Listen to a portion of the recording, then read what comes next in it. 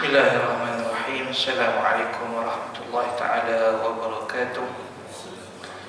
Alhamdulillah, ahmaduka rabbi wa asta'inu wa usalli wa usallim ala khairi khalqihi Muhammadin sallallahu alaihi wasallam, sallallahu alaihi wa ala alihi wa ashabihi ajma'in.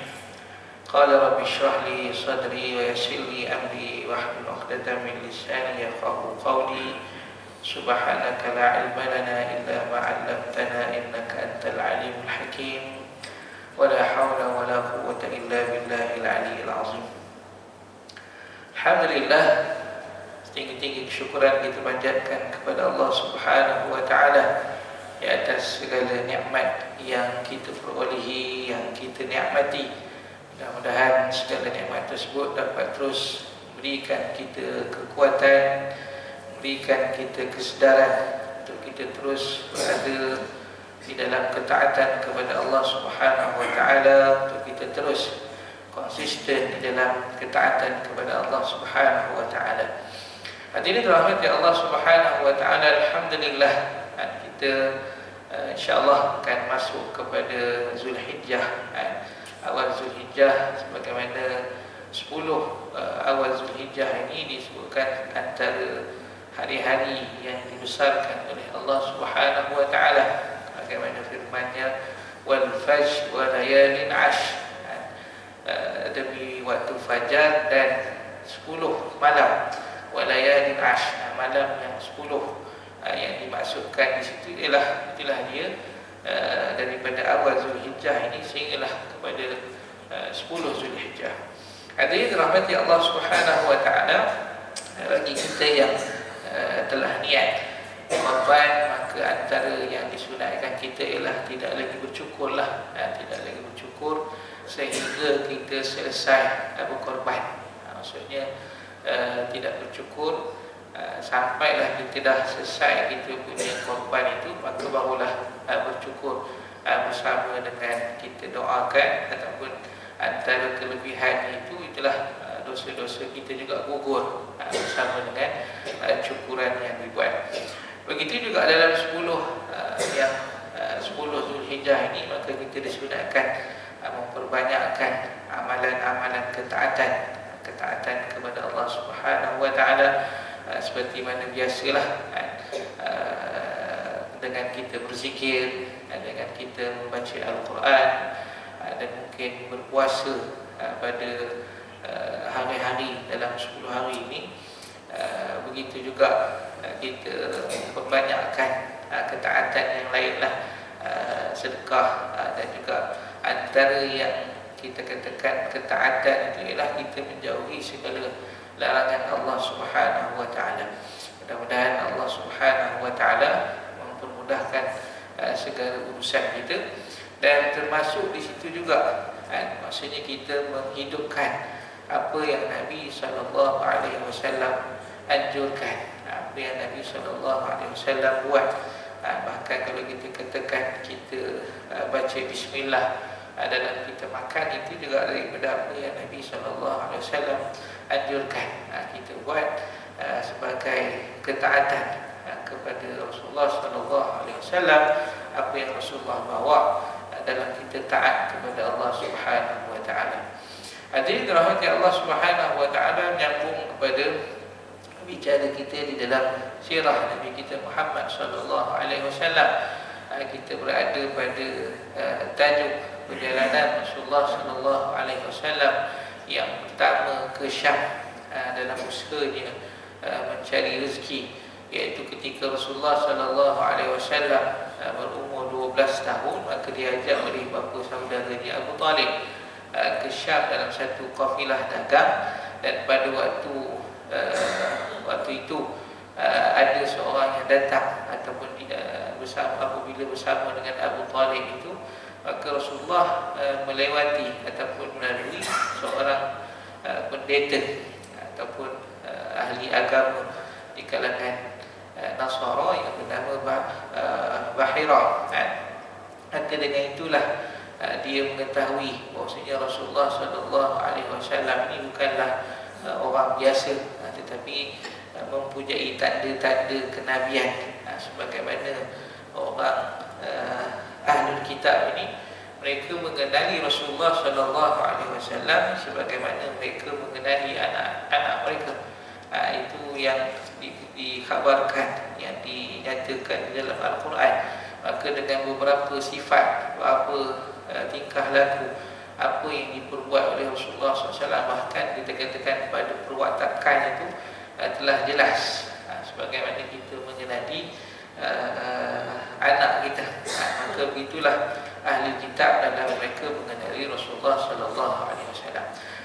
Kita melihat kepada beberapa pengajaran daripada kisah ini. Hadis ini tentang Rasulullah SAW, tentang pendeta yang melihat kepada Rasulullah SAW ini diriwayatkan oleh jumhur ulama sirah kita. Boleh kita katakan dan boleh dia dicatat, sebab dalam periwayatan sirah ini dia berbeza dengan periwayatan hadis. Hadis itu syaratnya lebih ketat, tapi dalam periwayatan kisah ini riwayatnya lebih kita kata longgar sedikitlah berbanding dengan riwayat hadis. Kerana riwayat hadis itu juga dia berkaitan tentang hukum hakam. Hukum hakam, bahkan dalam menentukan hukum itu ada kedudukannya. Sama ada kedudukannya itu pada kedudukan yang sangat digalakkan ataupun tidak. Tetapi dalam periwayatan ini dia sekadar riwayat, sekadar kisah, sekadar cerita. Kerana itu dia agak longgar. Sebagaimana kita maklumkan dalam masalah sirah ini, dia ada yang kita katakan sirah itu tak dapat kita nak sahkan betul ataupun salahnya, maka dia adalah sebagai riwayat sahaja. Begitulah juga dalam kisah-kisah yang mungkin kita perolehi daripada Alkitab ataupun Bible lah yang disebutkan hari ini.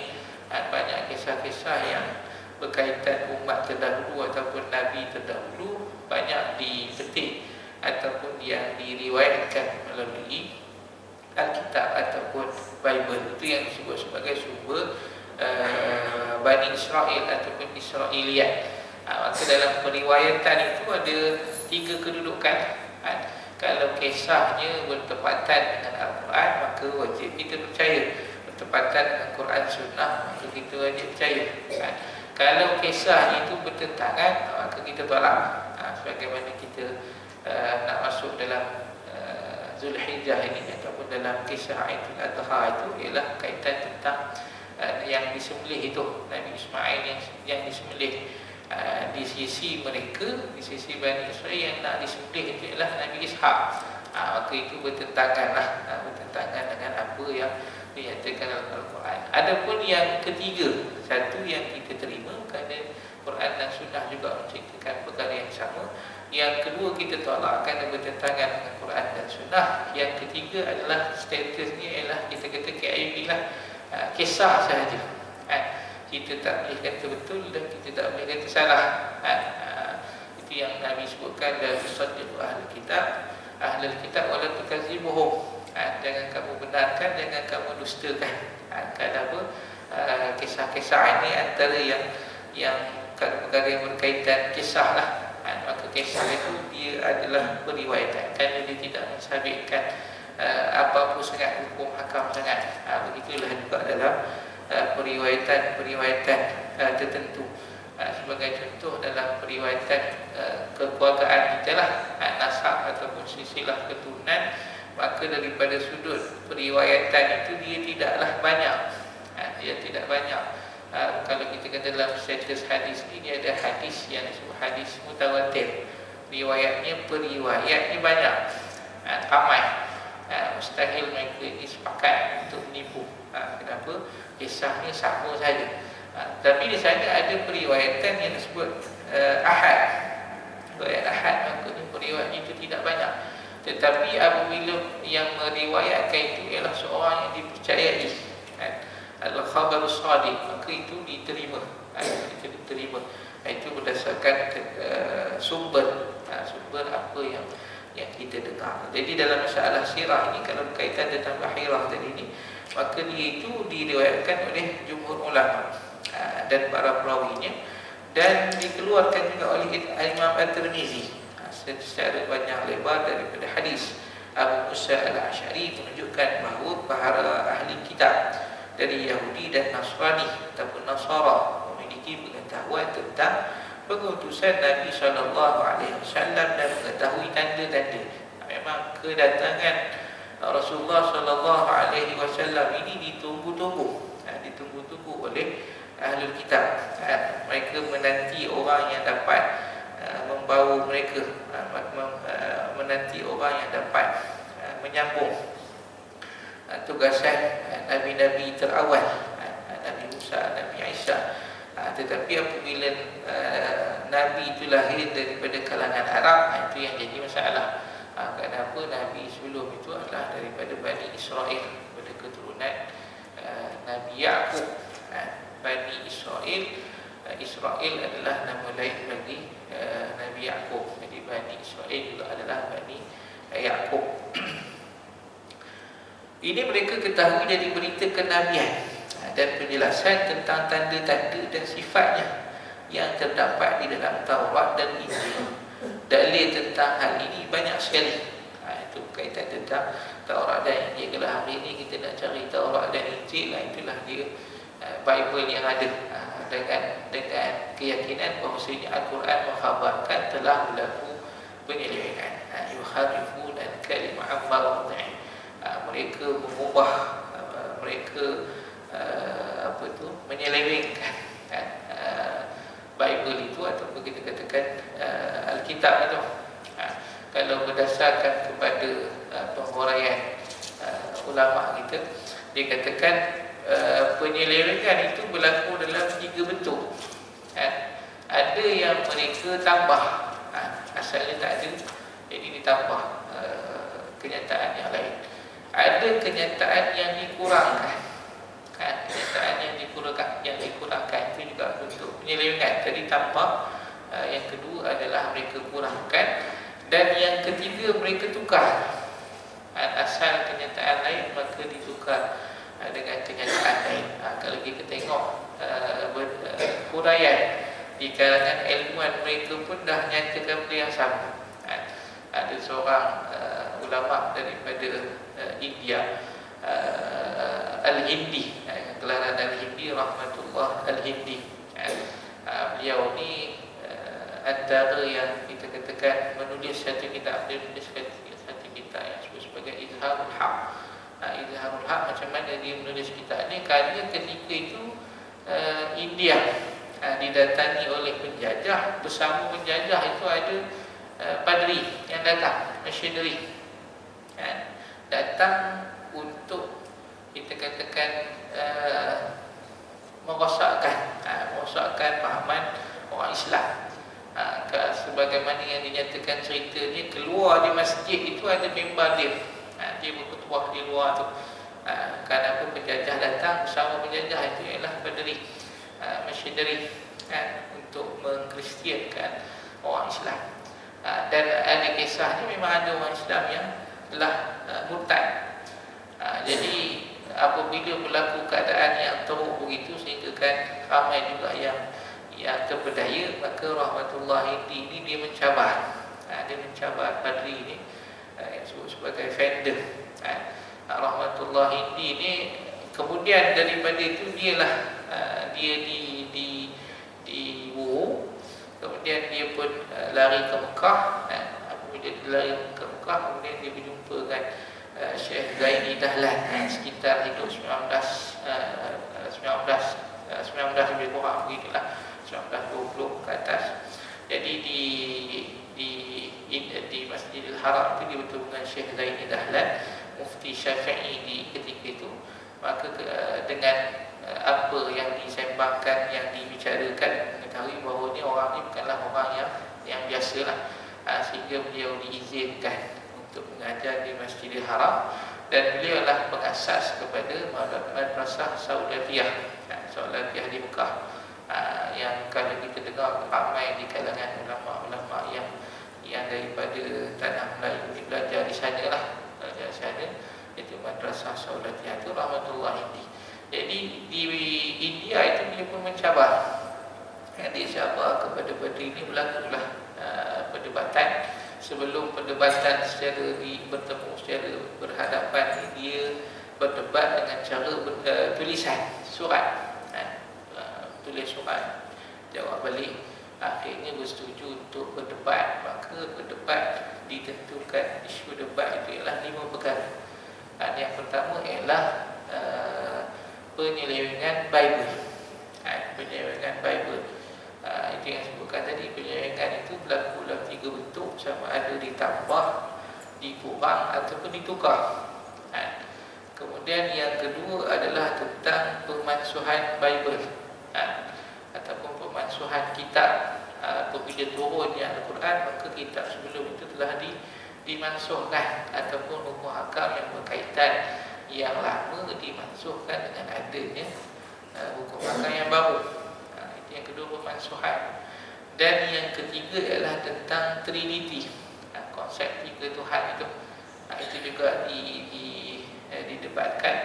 Kemudian yang keempat ialah berkaitan tentang kebenaran Al-Quran, dan yang kelima ialah kebenaran Nabi Muhammad SAW. Di isu ni ada saling berkaitan. Apabila ada penyelewengan, maka dia juga tidak menafikan adanya pemansuhan. Apabila adanya pemansuhan Bible itu, maka tidak boleh dijadikan hujah. Bahkan kalau katakan pegangan Trinity itu, konsep 3 Tuhan itu memang tidak ada secara jelas di dalam Bible. Kemudian kebenaran Al-Quran, apabila boleh diterima kebenaran Al-Quran, maka bolehlah diterima kebenaran Nabi Muhammad SAW. Maka berlakulah debat, disusun debat. Tetapi debat itu hanya baru bincang 2 perkara saja, penyelewengan dan juga pemansuhan Bible. Dia memang mengakui, katanya kesalahan penulis. Penulis Bible ini kalau dicatat balik, disiasat balik, tidak diketahui siapakah yang menulis kitab-kitab tersebut. Sebab dalam perjanjian Bible itu ada 2 bahagian, perjanjian lama dan juga perjanjian baru. Perjanjian lama ialah kitab-kitab yang diturunkan sebelum daripada Nabi Isa. Itu maksud perjanjian lama. Maka ada dalam 46 kitab. Itu di sisi orang Katolik lah. Tetapi ditolak 7 kitab. Maksudnya 7 kitab tidak diiktiraf oleh Protestan. Jadi 46 tolak 7, jadi 39. 39 itu di sisi Protestan. 7 lagi tidak diiktiraf oleh Protestan. Ada, kalau Bible tu dia ada 2 versi lah. Versi yang ada tambahan 7, versi yang tak ada. Kebanyakan kalau jumpa tu tak ada lah. Kalau di Malaysia ni, kalau yang ada tu dia mungkin di Sarawak ataupun Sabah mungkin boleh ada yang versi tambahan. Itu pun dia ada juga lain di sidang Injil Borneo. Dia ada gereja. Jadi kalau lihat daripada itu, kita boleh tengoklah yang dikatakan perjanjian lama. Kalau kata 39, 5 yang awal, 5 yang awal itu yang dikatakan sebagai Taurat. Yang pertama, kalau kata kitab disebutkan kitab At-Takwin ataupun Safat, disebut sebagai Safat lah. Safat ni boleh kita mungkin pemahaman kita lah, kita kata surah lah. Jadi dia ada 39 kitab ataupun Safat, ataupun untuk kita faham mungkin kita kata surah. Jadi 5 yang awal, 5 daripada 39 itu yang dikatakan Taurat. Jadi kita boleh tengok di situ.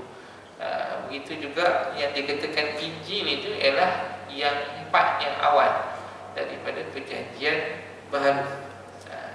Bukan satu, kalau tadi 5 kitab yang dikatakan Taurat, tapi ini 4 Injil.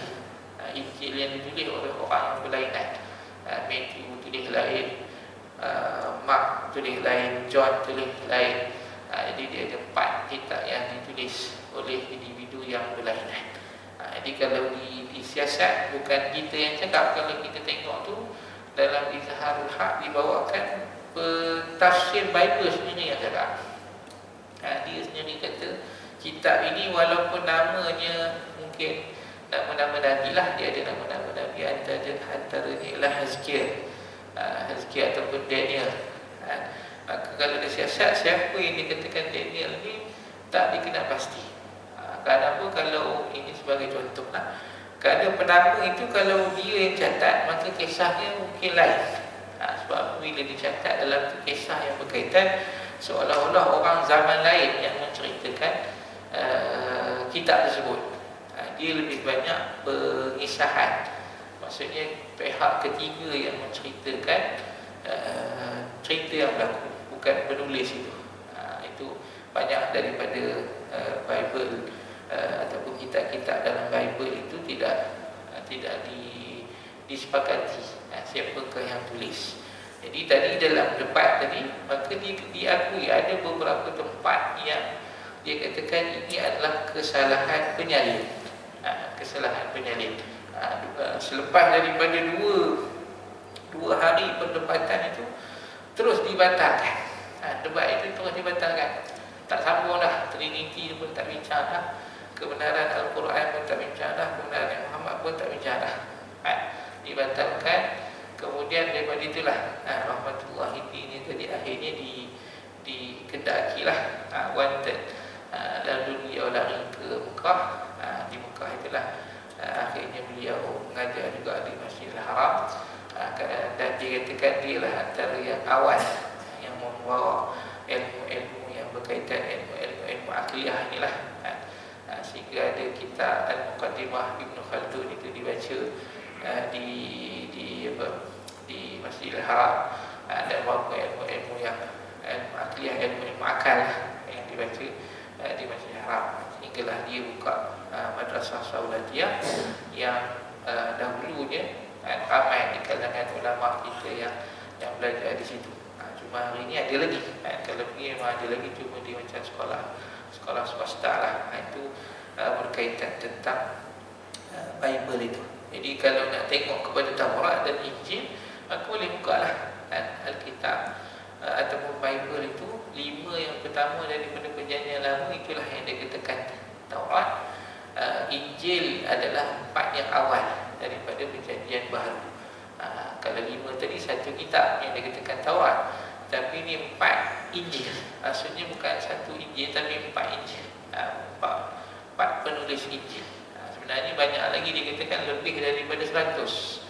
Lebih daripada 100 Injil ditulis oleh orang yang berbagai. Jadi Kristian dia ada persidangan dia. Dia ada beberapa persidangan. Dalam salah satu daripada persidangan dia mesyuarat dan meletakkan 4 Injil ini saja yang diiktiraf. 4 Injil saja yang diiktiraf, yang lain langsung ditolak. Begitu juga tentang ketuhanan Nabi Isa, Jesus itu juga diputuskan dalam persidangan. Diputuskan dalam persidangan. Itu dalam sejarah Bible. Dan kalau kita baca pun sejarah ini di sisi mereka. Itu kita kata macam mana kita baca pun rasa dah ceritanya semacam tu. Dan mereka juga baca kisah yang sama. Mungkin tak semua baca, ataupun mungkin mereka baca dengan pemahaman tertentu lah. Sebab kalau kita katakan Taurat itu ikut kisahnya dah hilang. Asalnya Taurat dah hilang. Apabila Taurat itu disimpan hilang apabila dah lama tak buka tabut itu beratus tahun. Kemudian dikatakan Nabi Uzair. Nabi Uzair ni ada orang Yahudi, sebahagian orang Yahudi menganggap dia Tuhan, anak Tuhan. Kalau Kristian itu menganggap Nabi Isa anak Tuhan, Yesus itu anak Tuhan, maka sebahagian Yahudi menganggap Uzair itu adalah anak Tuhan. Itu yang disebut dalam Quran. Qalatil yahudu Uzair ibnullah, qalatil nasara Masih ibnullah. Jadi dikatakan Uzair itu menulis balik, menulis secara ilham. Maksudnya dia dapat apa tu ilham, lalu dia tulis balik Taurat itu berdasarkan kisah mereka. Jadi kalau kita nak lihat dalam internet dah ada, hari ini tak susah, banyak benda yang kita boleh cari melalui internet. Kalau di Malaysia ada satu website, di situ semua jenis Injil ada. Kalau Malaysia ni dia ada 4 version, ada 4 version. Satu tadi yang kita sebut yang Perjanjian Lama hanya ada 39. Satu lagi Perjanjian Lama yang ada 46. Itu dah dua versi. Kemudian dia ada satu lagi versi yang lama, Injil versi lama, ada dua lagi cetakan. Satu lagi lama lah, iaitu yang Malaysia. Kalau kita nak cari yang versi lain, banyak versi sebenarnya. Sebab Bible ini dia asalnya daripada kalau kita katakan Taurat itu adalah daripada bahasa Ibrani. Bahasa Ibrani. Injil yang ada pada hari ini asalnya diterjemahkan daripada bahasa Latin. Bahasa Inggeris. Barulah kita kata bahasa Melayu. Sebelum itu dia ada bahasa Ibrani, Ibrani atau Hebrew. Kemudian ada Syriani, kemudian Greek, Latin, barulah kita kata Inggeris dan bahasa-bahasa lain lah. Sebab tu orang yang nak belajar dalam bidang Kristian ini, dia kena mempelajari 3 bahasa. Dia kena belajar bahasa Hebrew, dia kena belajar bahasa Greek, dia kena belajar bahasa Latin. Barulah dia boleh jadi pengkaji kepada Bible, ataupun nak jadi Bible scholar, ilmuwan Bible itu dia kena tahu 3 bahasa tadi. Itu bagaimana mereka letakkan keadaan. Jadi mula-mula itu diterjemahkan daripada bahasa, mungkin kita kata Latin ke bahasa Inggeris. Jadi buatlah satu Bible. Apabila zaman datang beberapa zaman, dia nak rujuk pula kepada bahasa asal. Bahasa asal ini rujuk terhasil terjemahan daripada bahasa Greek. Kemudian mereka kata jumpa pula bahasa yang lagi lama, Syriani ataupun Hebrew tu. Itu dia banyak version. Kerana dengan harapan mereka dia merujuk kepada bahasa yang lebih original. Itu kenapa Bible ada banyak bahasa. Kalau kita kata terjemahan atas terjemahan ni dah jadi macam-macam lah. Itu yang berlaku di negara kita apabila kalimah Allah itu diterjemahkan kepada Tuhan. Perkara ini tak berlaku kecuali kepada negara yang ada orang Islam. Di negara Arab ada terjemahan pakai Allah. Di negara Nusantara ni lah, Nusantara negara daripada Indonesia masuk ke Malaysia ni, yang ada terjemahan kalimah Allah diterjemahkan kepada God.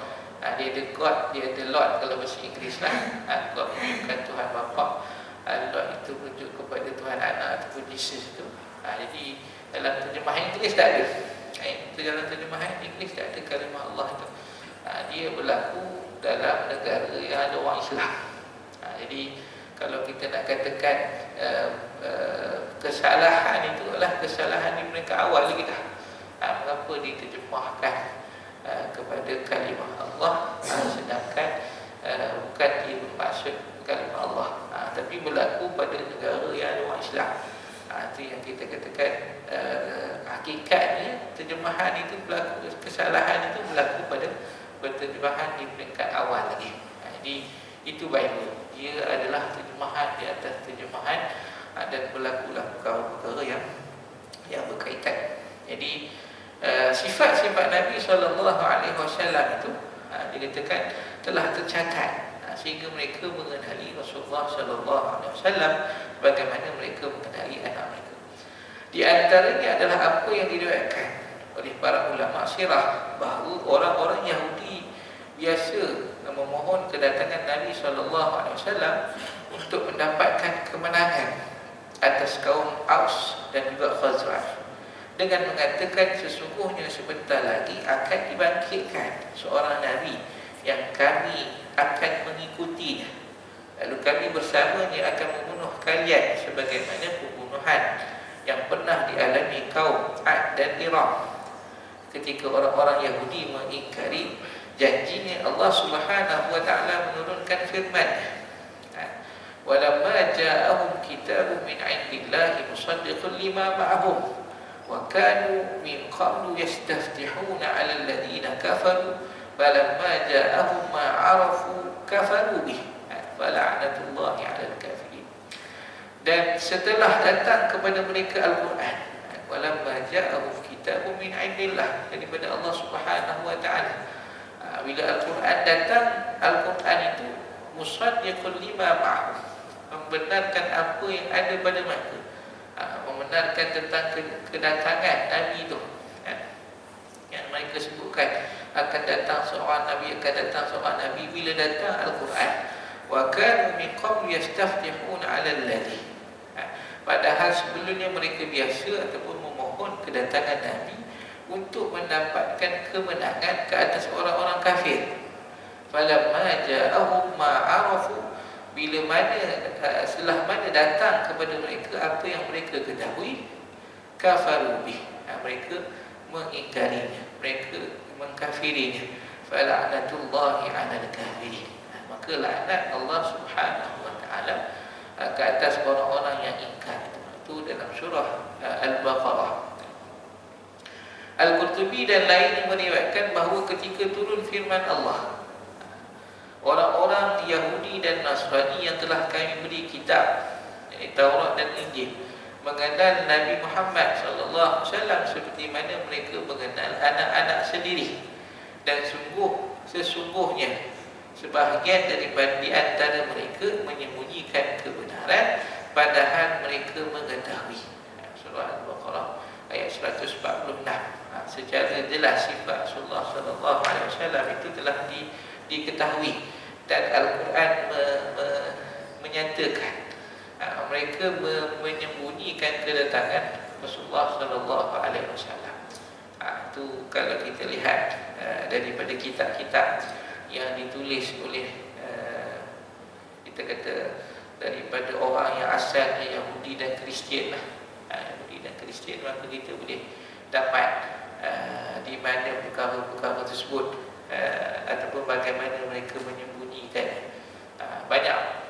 Banyak kitab yang ditulis oleh orang Yahudi yang masuk Islam, orang Yahudi yang masuk Islam, orang Kristian yang masuk Islam. Sejak daripada zaman kalau tengok trend ini adalah selepas dalam tahun kurun ke-6 lah, kurun ke-6 Hijrah, ataupun yang awal lagi ada yang Ibn Rabban itu dalam kurun ke-3 atau ke-4 Hijrah, mereka masuk dan mereka menulis tentang anutan lama mereka itu, bagaimana anutan lama mereka itu, dan mereka mengkritik sendiri, tentang keyakinan yang ada dan apa yang berkaitan tentang kenabian. Sebab kalau kita tengok persoalan akidah ini, persoalan perbezaan pegangan keyakinan tentang agama ini, dia tidak lari daripada kandungan dua kalimah syahadah kita itu. Bila mana kita menyebutkan asyhadu an la ilaha illallah, maka di situ kita dikendaki mengetahui perkara berkaitan ketuhanan. Perkara berkaitan ketuhanan, asyhadu an la ilaha illallah. Dan wa asyhadu anna Muhammadar Rasulullah, menghendaki kita mengetahui perkara berkaitan tentang kenabian. Dan dengan dua perkara itu, asyhadu an la ilaha illallah, asyhadu anna Muhammadar Rasulullah, maka kita perlu meyakini segala apa yang dibawa oleh Nabi SAW. Itu yang lebih khusus ialah perkara sam'iyat ataupun ghaibiyat. Sam'iyat yang kita dengar daripada Quran dan Sunnah, ataupun yang dikategorikan perkara yang ghaib. Perkara yang ghaib, yang kita tahu perkara ghaib itu kita tak dapat faham, tak dapat tahu, tetapi kita tahu daripada Quran dan Sunnah. Itu komponen yang ketiga. Maka dalam dialog antara agama ataupun dialog antara kepercayaan, tiga topik ini jugalah yang menjadi perbincangan. Kalau kita ambil etis, mungkin kelompok etis lah. Etis dia tak percaya Tuhan. Bila dia tak percaya Tuhan, maka dia tak percaya ada Rasul yang diutuskan. Bila dia tak percaya ada Rasul yang diutuskan, maka dia juga tak percaya perkara baik. Perkara yang datang, perkara baik lah, mudah kita sebut perkara baik. Perkara baik dia tak percaya. Jadi itu etis yang tidak beragama. Maka yang beragama juga begitu. Maka kita bincang dengan agama lain, persoalan pokoknya ialah persoalan ketuhanan. Apakah dia percaya Tuhan itu ada? Percaya Tuhan ada. Kalau tak percaya, kita dah boleh tolak tepi. Percaya Tuhan ada. Bila dia dah percaya Tuhan ada, maka bagaimana pula Tuhan itu? Sifat Tuhan itu. Maka adakah Tuhan itu banyak ataupun Tuhan itu satu? Yang percaya Tuhan banyak, kita boleh tolak ke tepi. Yang percaya Tuhan satu, bagaimana pula dia pegang tentang konsep Tuhan satu? Kalau kita tengok Tuhan satu ni, boleh kita katakan semua agama, walaupun tiga, dia kata tiga dalam satu. Walaupun dua, dia kata dua itu satu. Kuasa dua, kuasa tiga. Tapi kita mungkin boleh tolak tepi. Yang kata Tuhan zat satu, maka kita akan buat juga perbandingan lagi. Bagaimana pula dia daripada sudut dia kata zat satu, tetapi apakah sifatnya satu juga? Kalau orang Yahudi dia kata zat satu, tapi sifatnya, sifat Tuhan itu, mereka mensifatkan Tuhan dengan sifat manusia. Jadi itu juga kita boleh tolak. Maka itu tentang ketuhanan. Bila dah percaya Tuhan, maka tentang kenabian pula. Bagaimana mereka percaya tentang Nabi. Jadi itulah dia, kita katakan daripada dua kalimah syahadah kita tu. Dia kalau walaupun kita kata ringkas, mudah orang yang masuk Islam, maka dia sebut asyhadu an la ilaha illallah wa asyhadu anna Muhammadar Rasulullah. Tetapi di sebalik dua kalimah syahadah itu ada tuntutan yang besar, ada kefahaman yang besar yang perlu disematkan di dalam hati, untuk dia mempelajari tiga aspek tadi, untuk dia menekuni, memahami, menjiwai, juga kita katakan dua kalimah syahadah itu. Jadi itu dua kalimah syahadah.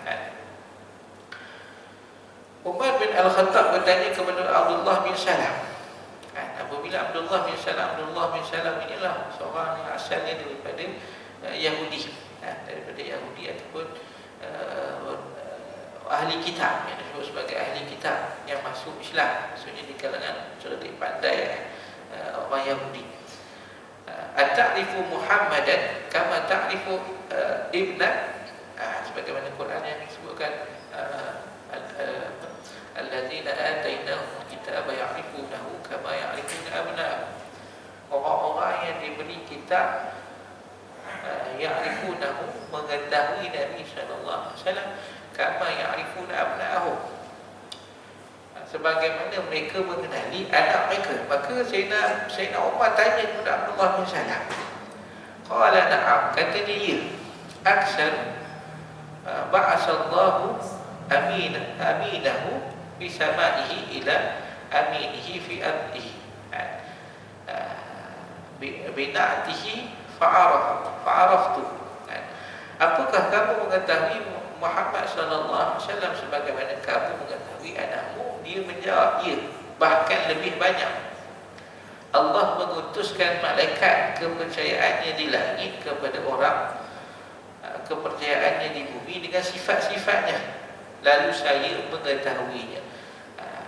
Bina'atihi fa'araftu amma ibni fala adri, sedangkan anak aku tidak mengetahuinya. Malladhi qad kana fi ummihi, maka saya tidak mengetahuinya apa yang telah terjadi dari ibunya. Itu bandingan yang dibuatlah. Kadang anak itu juga tidak diketahui sepenuhnya. Ini yang telah tercatat, maksudnya teori ini diketahui, maksudnya dah ada teori, maka dah ada sifat, dah ada bayangan, maka lebih diketahui daripada mengetahui tentang anak ni. Mungkin kita berandaian lagi, andai anak aku ni mungkin macam ni, tapi kadang-kadang mungkin dah berubah. Tetapi kalau yang dikhabarkan ni macam tu lah. Sebab tu dikhabarkan mereka mengenali Nabi lebih daripada mereka mengenali anak sendiri. Bahkan keislaman Salman Al-Farisi juga disebabkan dia telah mengetahui berita Nabi SAW dan sifat-sifatnya daripada Injil. Para pendeta dan ulama ilmu Alkitab, itu Salman Al-Farisi juga mengetahui, dia mencari Nabi SAW.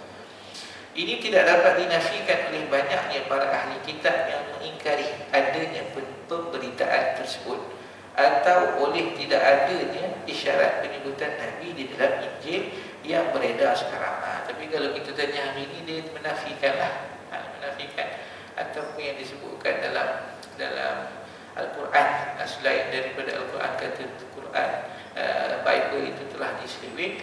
Mereka juga menyembunyikan apa yang mereka tahu. Sebab terjadinya pemalsuan dan perubahan secara beruntun berperingkat pada kitab-kitab tersebut telah diketahui dan diakui oleh semua pihak.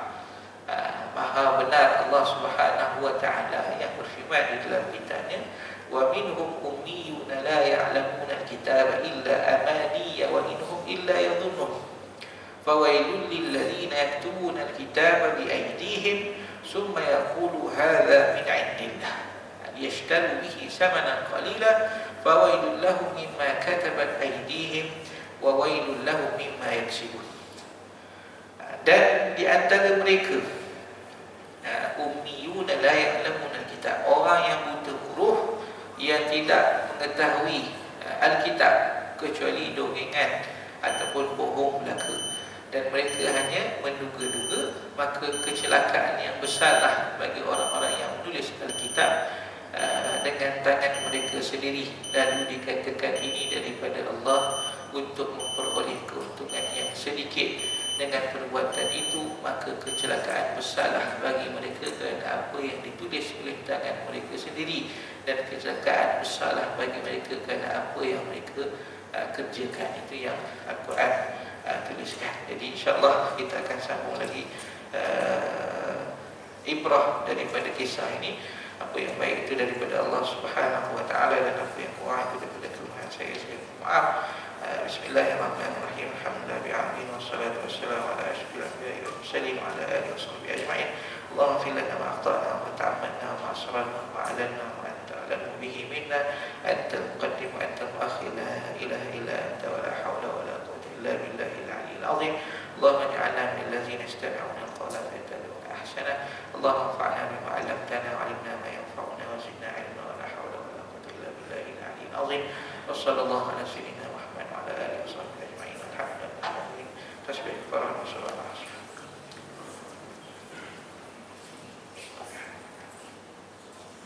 Assalamualaikum warahmatullahi wabarakatuh.